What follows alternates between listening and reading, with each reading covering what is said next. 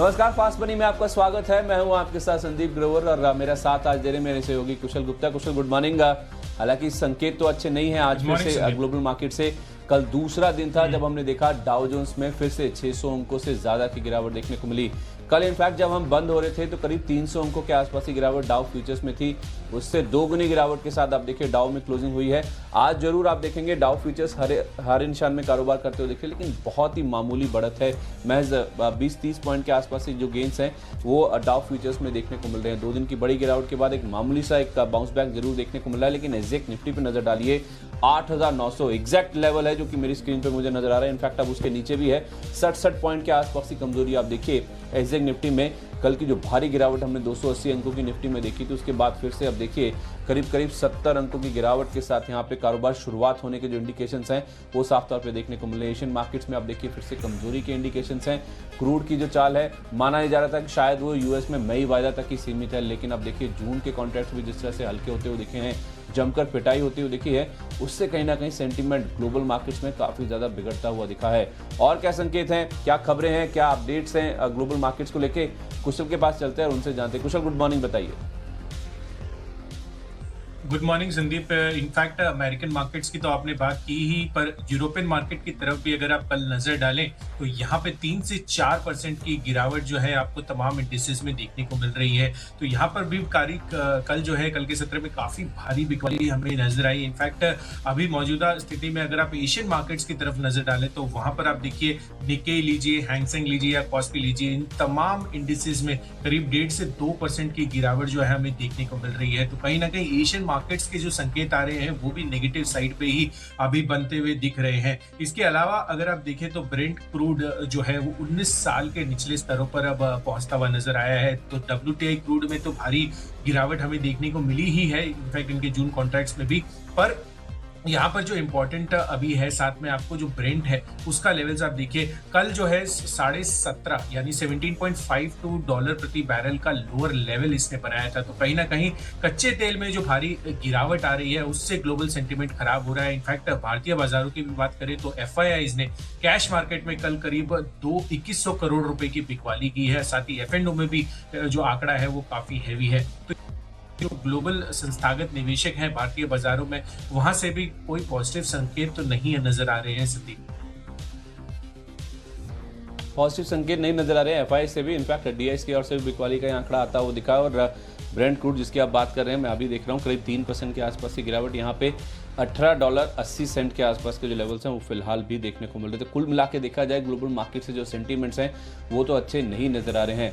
कुशल, कल के स्टॉक्स की परफॉर्मेंस की बात करें और आज के स्टॉक्स की बात करें, उससे पहले जरा एक बार ये बताइए कि अगर मूड माहौल इतना अच्छा नहीं है, एक चीज़ और इसमें ऐड करना चाहता हूँ, वो ये है कि कल एक बार फिर से वीकली एक्सपायरी है। तो एक जो शॉर्ट कवरिंग है उसका जो डर है वो कहीं ना कहीं मार्केट्स के ऊपर हावी रहेगा।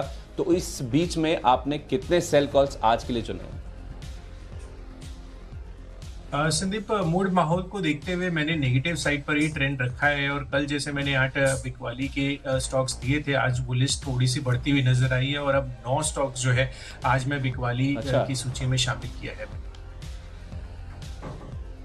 अच्छा, चलिए कुशल, अच्छी बात है। मैं धन्यवाद भी देना चाहूँगा, मुबारकबाद भी देना चाहूँगा कि आप मेरे ही कैंप में आ रहे हैं। कल मैं आपको ज़्यादा सेल कॉल्स बताने वाला था, 8 मैंने आपको सेल कॉल्स बताए थे। चलिए पहले एक बार परफॉर्मेंस भी देख लेते हैं कि किस तरह का परफॉर्मेंस वहाँ पे देखने को मिला था। जो 8 सेल कॉल्स आपको बताए गए थे, 8 के 8 ही कारगर साबित होते हुए दिखेगी। सबके टारगेट हिट होते हुए दिखे ऑलमोस्ट। और जो 2 खरीदारी के ट्रेड्स बताए गए थे वो भी कहीं ना कहीं अच्छे साबित हुए और उनके भी टारगेट हिट हुए। तो कुल मिला के जो 10 स्टॉक्स कल मैंने आपको बताए थे सभी अच्छे परफॉर्म करते हुए दिखे। बजाज फाइनेंस हाईलाइट था, 9% से ज़्यादा की गिरावट, इसका फ्यूचर बेचने की सलाह थी। उज्जीवन देखिए 11% इसका फ्यूचर्स कल लुढ़क के बंद हुआ। तो NBFCs में जैसे मैंने कहा प्रेशर रहेगा, हूबहू वैसा ही देखने को मिला। और इनफैक्ट ICICI बैंक के फ्यूचर्स बेचने की राय थी। 8% की कमजोरी आप देखिए फ्यूचर्स में कल इसमें देखने को मिली। ONGC में 0.7%, 5.5% आप देखिए ऑयल इंडिया की फ्यूचर्स भी गिर के बंद हुए। तो ये शॉर्ट करने के आइडियाज थे। इसके अलावा जो 3 आपको IT स्टॉक्स इन्फोसिस के रिजल्ट्स के बेसिस पे बताए गए थे, इन्फोसिस, टेक महिंद्रा और माइंट्री, इन तीनों के फ्यूचर्स बेचने की राय थी।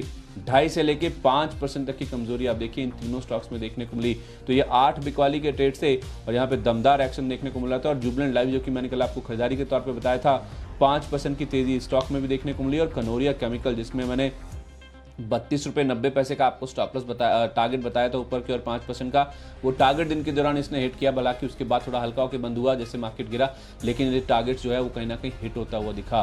तो सभी स्टॉक्स जो थे 10 के 10 वो सटीक साबित होते हुए दिखे। आपका परफॉर्मेंस कैसा रहा कुशल? संदीप, काफ़ी शानदार परफॉर्मेंस रहा, काफ़ी अच्छा strike rate, in fact 100% strike rate के साथ कल आपने बल्लेबाजी की है। और मैं ये बताना चाहूँगा कि संदीप की पिछले 2 दिन से, इनफैक्ट कल का और आज का अगर आप लें तो दोनों दिनों में हमारा कोइंसिडेंटली जो कॉल्स हैं बाई सेल्स के वो सिमिलर लेवल्स पे हम जो है रेकमेंड कर रहे हैं। आपने भी कल 8 सेल कॉल्स रेकमेंड की थी, मैंने भी कल 8 सेल कॉल्स रेकमेंड की थी, और ये 8 के 8 स्टॉक्स जो है मेरे परफॉर्म करते हुए नजर आए थे। जिसमें अगर आप मेटल स्पेस से देखें तो मैंने टाटा ग्रुप के टाटा स्टील और टाटा मोटर्स लिया था, और साथ ही JSPL आप देखिए यहाँ पर 12-13% की भारी बिकवाली हमें देखने को मिली। टाटा मोटर्स जो है वो परसों का जो गेन है वो कल पूरी तरह गवाता हुआ नजर आया, और काफी भारी बिकवाली 7 से 8% की गिरावट जो है टाटा मोटर्स में भी हमें देखने को मिली। इसके अलावा रिलायंस इंडस्ट्रीज के फ्यूचर्स बेचने की विराई थी, तो दिन के दौरान जो है ये अपने टारगेट्स हासिल करता हुआ नजर आया। रिलायंस इंडस्ट्रीज में मैंने आपको 1207 का लक्ष्य दिया था बेचने की राय के साथ, और 1167 के लोअर लेवल्स ये टच करके फिर से रिकवर होता हुआ दिखा आखिरी 1-1.5 घंटे में। इसके अलावा HCL टेक और NIT टेक और विप्रो, ये 3 IT काउंटर्स थे जब इसके नंबर्स आए थे।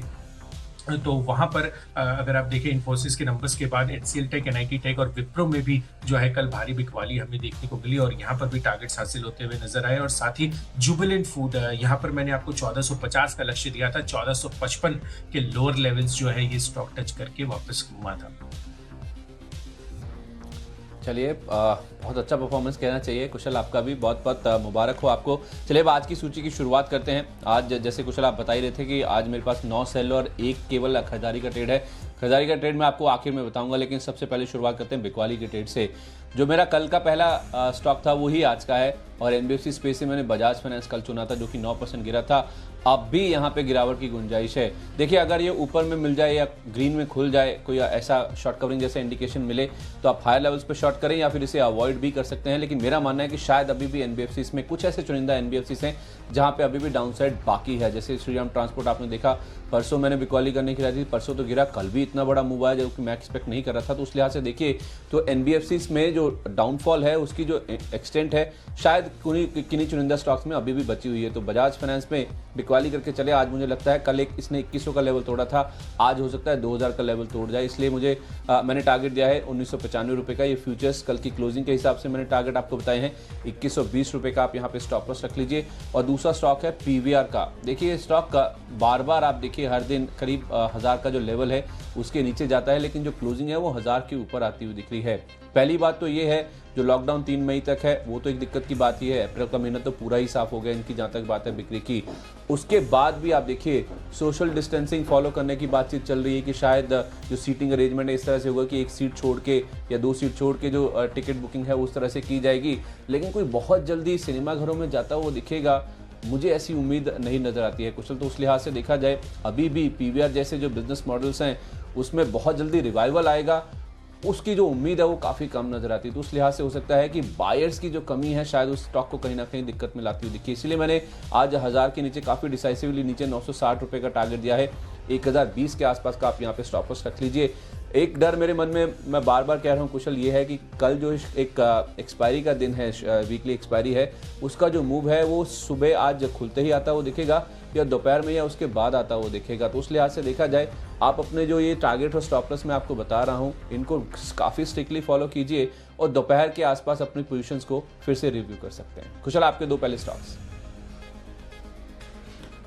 बिल्कुल संदीप, इनफैक्ट अब मेरी सूची को अगर आप देखें तो मैं स्टैंडर्ड कोरिलेशंस जो मैंने कल भी आपको बताया था कि यूएस में जब भी गिरावट होती है तो मेटल्स और साथ ही ऑटो स्पेस जो है वहां पर सबसे ज़्यादा गिरावट हमें देखने को मिलती है भारतीय बाजारों में।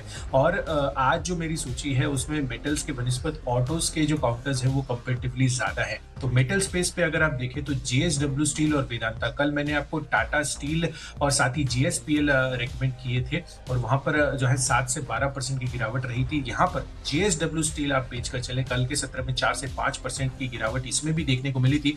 मुझे लग रहा है कि यहाँ पर जो है गिरावट और ज्यादा एक्सटेंड हो सकती है। 153 के टारगेट के लिए यहाँ पर आप बिकवाली कर चले और 166 का आप स्टॉप लॉस लगाइए। साथ ही वेदांता, ये एक और काउंटर है, कल के सत्र में 8-9% लुढ़का था इंट्राडे में, पर उसके बाद जो क्लोजिंग रही 4-4.5% का ही फॉल यहाँ पर देखने को मिला। मुझे लग रहा है कि ये जो फॉल है कल के सत्र में जो और लोअर लेवल्स पे गया था, ये आज फिर से उन लेवल्स को टेस्ट कर सकता है। तो वेदांता भी में भी आप बिकवाली कर चले, 75 के टारगेट के साथ यहाँ पर बिकवाली कीजिए और 81 का आपको स्ट्रिक्ट स्टॉप लॉस मेंटेन करना होगा। संदीप, आपकी नेक्स्ट स्टॉक्स? वेदांता तो इनफैक्ट कुशल मेरी रडार पे भी था, आपने ठीक है पहले ले लिया, चलिए ठीक है लेकिन बहरहाल मेरी लिस्ट में जो अगला स्टॉक है वो है ICICI बैंक का। इसका फ्यूचर्स कल भी मैंने बेचने की सलाह दी थी। कल भी अगर आप देखिए तो ये 8% के आसपास लुढ़क के बंद हुआ था।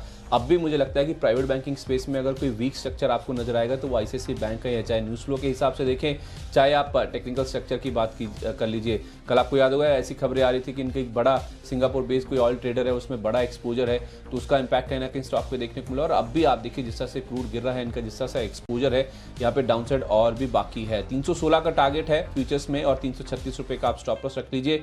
अगला नाम है ONGC का, जो कि इनफैक्ट 2 दिन से मेरी लिस्ट में शुमार है। आज भी मुझे लगता है कि ONGC में गिरावट देखने को मिलेगी। कल तो मैं कह रहा था कि सेंटीमेंट वाइज इंपैक्ट आएगा, क्योंकि यूएस में जिस तरह से मई वायदा में गिरावट आई थी वो केवल इस वजह से था क्योंकि एक्सपायरी थी, तो उससे पहले कोई बड़ी एक ETF थी जिसकी बिकवाली होनी थी क्योंकि उनको डिलीवरी नहीं लेनी होती है। लेकिन अब जिस तरह से जून वायदा में भी दिक्कतें आ रही हैं, भारी गिरावट देखने को मिल रही है ब्रेंट की कीमतों में और WTI में, उसका इंपैक्ट कहीं ना कहीं ONGC में साफ तौर पर देखने को मिलेगा।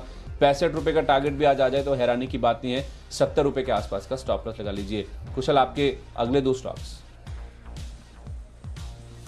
बिल्कुल संदीप, तो मेटल काउंटर्स के बाद ऑटो स्टॉक्स पर फोकस करना होगा आज आपके लिए। इनफैक्ट यहाँ पर जो मैंने स्टॉक्स रेकमेंड किए हैं, ये जो 2 स्टॉक्स हैं ये सबसे कम गिरे थे कल के सत्र में। हालांकि ऑटो इंडेक्स काफी ज्यादा गिरता हुआ नजर आया था, तो वहां पर अगर आप देखें तो TVS मोटर्स, यहाँ पर आप देखिए आखिरी आधे पौने घंटे में एक शार्प फॉल हमें देखने को मिला था। तो यहाँ पर बिकवाली गिराए है। TVS मोटर्स पर ऑलमोस्ट फ्लैट सा बंद होता हुआ दिखा था। 295 के टारगेट के लिए यहाँ पर आप बिकवाली कीजिए और 325 का आपको स्टॉप लॉस लगाना होगा। साथ ही एक और स्टॉक्स है हीरो मोटोकॉर्प, ये भी 2 व्हीलर स्पेस से है। कल के सत्र में अच्छी मजबूती के साथ ये बंद होता हुआ नजर आया था। मुझे लग रहा है कि आज इसकी मजबूती जो है थोड़ी सी कमजोर होती हुई दिख सकती है और यहाँ पर TVS मोटर्स के साथ साथ हीरो मोटोकॉर्प में भी आप बिकवाली कर चल सकते हैं। तो इसके भी फ्यूचर्स बेचने की राय है। 1785 के लक्ष्य के लिए यहाँ पर बिकवाली कीजिए और 1900 रुपए का हायर साइड पे मैं स्टॉप लॉस दे रहा हूँ, आप इसको लगाकर चले। ठीक है, ऑयल इंडिया ये 5वां स्टॉक है मेरी लिस्ट में। इसके भी फ्यूचर्स में बिकवाली करने की राय है। वजह वही है ONGC जैसी, जिस तरह से क्रूड गिर रहा है। 82 का टारगेट लेके इसमें शॉर्ट करें, 87 रुपए का आपको स्टॉप लॉस रखना होगा। कुशल, 5वां स्टॉक आपका?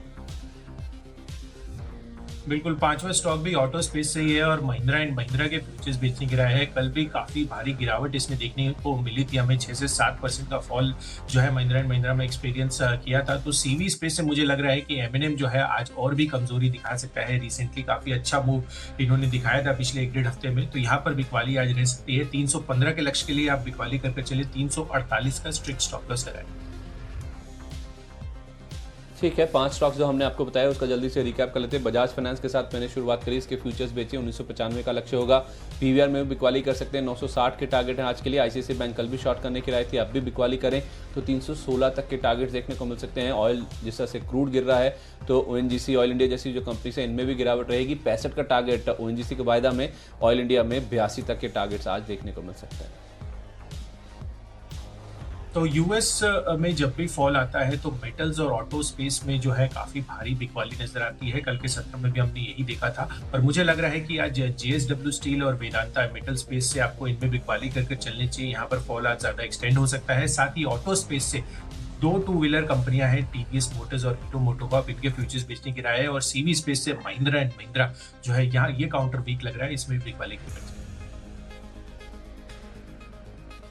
10 शेयरों की सूची है आपके सामने। 5 शेयर हमने बिकवाली के बताए। जो अगला शेयर मेरी लिस्ट में जो छठा स्टॉक है वो भी बिकवाली का ट्रेड है।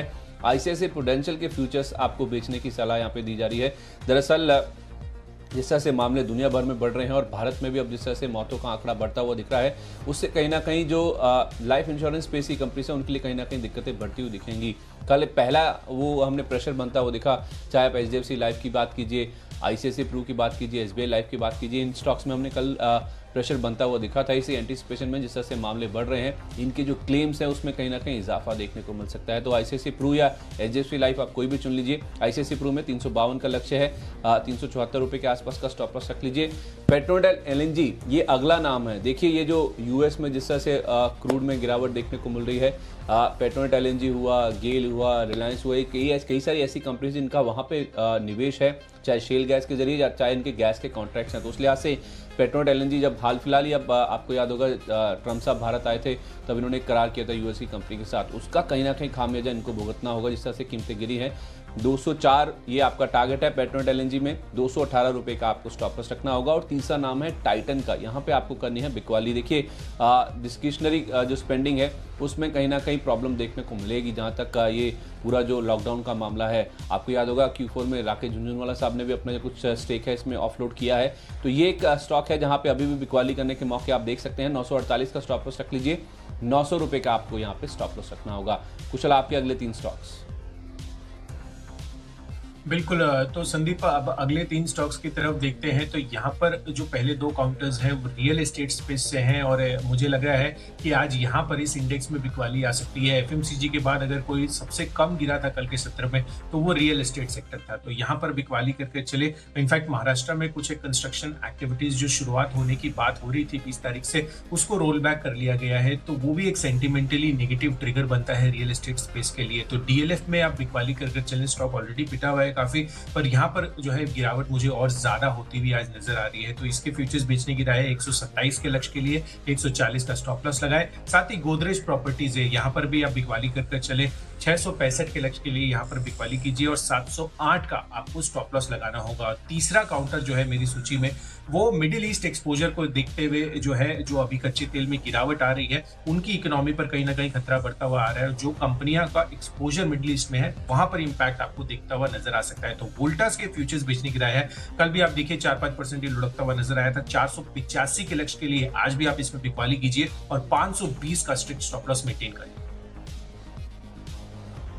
RBL बैंक ये अगला नाम है मेरी लिस्ट में जिसके फ्यूचर्स आपको बेच के चलना है। दरअसल जैसे आपको कुशल भी बता रहे थे कि महाराष्ट्र में खासतौर पे मुंबई और पुणे ये 2 ऐसी जगह हैं जहाँ पे लॉकडाउन में जो राहत दी गई थी उसको वापस यानी कि विड्रॉ कर लिया गया है। तो उस लिहाज से लोग जिस तरह से कम्यूट कर रहे हैं दिक्कतें बढ़ती हुई दिख सकती है, मामले और बढ़ सकते हैं। उसी के चलते यहाँ पे ये जो बंद करने की बातचीत है, जो राहत दी गई थी उसे रोकने की बात की गई है सरकार की ओर से। ये RBL बैंक के लिए, जो कि महाराष्ट्र में ज़्यादा जिनका एक्सपोजर है, उनके लिए काफ़ी दिक्कत की बात है। मुझे लगता है डाउनसाइड और भी आ सकती है। 103 का लक्ष्य होगा आज के लिए, 111 रुपये का आप यहाँ पे स्टॉप रख लीजिए। और आखिरी स्टॉक जो कि एकमात्र खरीदारी का स्टॉक है मेरी लिस्ट में वो है स्टार सीमेंट का। कल ACC के नतीजे आए थे, बाजार बंद होने के बाद नंबर्स जबरदस्त थे, खासतौर पे मार्जिन के फ्रंट पे 13.5% से 15% बढ़कर मार्जिन आने का अनुमान था। 17% के मार्जिन से इन्होंने रिपोर्ट किया और मुनाफा भी अनुमान से काफ़ी बेटर आया। तो पूरा सीमेंट स्पेस हो सकता है कि आज काफ़ी ज़्यादा बस करता हो। देखिए खासतौर पे छोटी जो मझोली कंपनियां हैं उनमें एक्शन ज़्यादा देखने को मिलेगा। इसीलिए मैंने स्टार सीमेंट को चुना है। 77 का टारगेट आज के लिए, 72.5 रुपये का स्टॉप लॉस लगा लीजिए।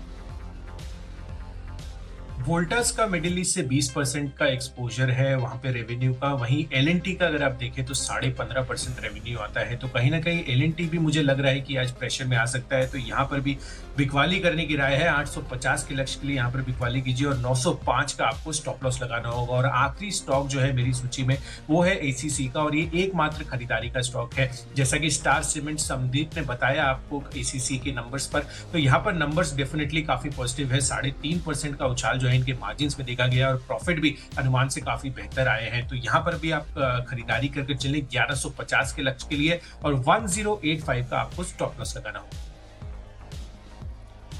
ओके, तो 20 शेयरों की सूची पूरी हो चुकी है। अगर आपने कोई स्टॉक मिस कर दिया जल्दी से रिकैप कर लेते हैं। शुरुआत मैंने करी थी बजाज फाइनेंस के साथ, इसमें फ्यूचर्स में बिकवाली करके चलिए। कल भी गिरा था, आज भी हो सकता है कि NBFC में कुछ चुनिंदा स्टॉक्स हैं जो प्रेशर में रहे। 1995 रुपये का लक्ष्य होगा। PVR में हो सकता है दिक्कतें काफी लंबे समय तक चले लॉकडाउन खुलने के बाद भी, तो 960 का लक्ष्य लेकर बिकवाली करें। ICICI बैंक कल भी गिरा था, इनका एक बड़े ऑयल ट्रेडर में एक्सपोजर है, आज भी हो सकता है 316 तक के टारगेट आ जाएं। क्रूड में आप देखिए जून वायदा में भी दिक्कतें आ रही है इंटरनेशनल मार्केट्स में, तो ONGC ऑयल इंडिया दोनों में बिकवाली करे। 65 का टारगेट ओएनजीसी में, ऑयल इंडिया में 82 तक के टारगेट आज देखने को मिल सकते हैं। साथ ही साथ आईसीआईसीआई प्रू जिस तरह से मामले बढ़ रहे हैं, मौत हो रही है वायरस से, उसका इंपैक्ट कहीं ना कहीं इनके क्लेम्स में बढ़ता हुआ दिख सकता है। 352 का टारगेट लेके इसमें शॉर्ट करें। पेट्रोनेट में यूएस में इनका भी एक कंपनी के साथ बड़ा करार है, तो उसका इंपैक्ट कीमतों में गिरावट का आज स्टॉक पे दिख सकता है। 204 का टारगेट लेके इसमें शॉर्ट करें। टाइटन में 900 रुपए का लक्ष्य होगा, डिस्क्रिप्शनरी स्पेंडिंग पे भी असर आ सकता है। महाराष्ट्र में जो कुछ राहत दी गई थी मुंबई पुणे में लॉकडाउन में, उसे फिर से वापस ले लिया गया है, तो आरबीएल बैंक पे इसका एक्सपोजर इंपैक्ट आ सकता है। 103 रुपए का लक्ष्य होगा। और एकमात्र आज के लिए जो खजारी का ट्रेड है वो स्टार सीमेंट, एसीसी के नंबर्स के दम पे इसे चुना गया है। अच्छे नंबर्स हैं। 77 का टारगेट, 72.5 रुपए का स्टॉप लॉस।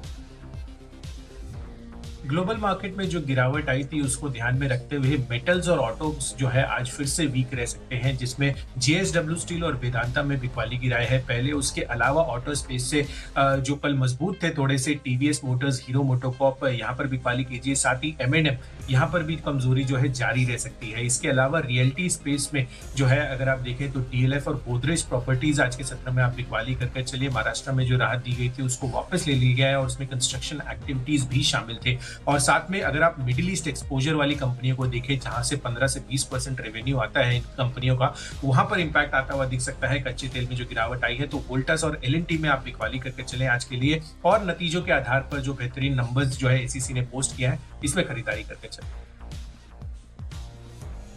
ओके, तो ये 20 शेयरों की सूची है। 18 बिकवाली के और 2 खरीदारी के ट्रेड्स आपको बताए गए हैं। छोटे से ब्रेक के लिए रुकते हैं। फास्ट मनी में आज के लिए इतना ही।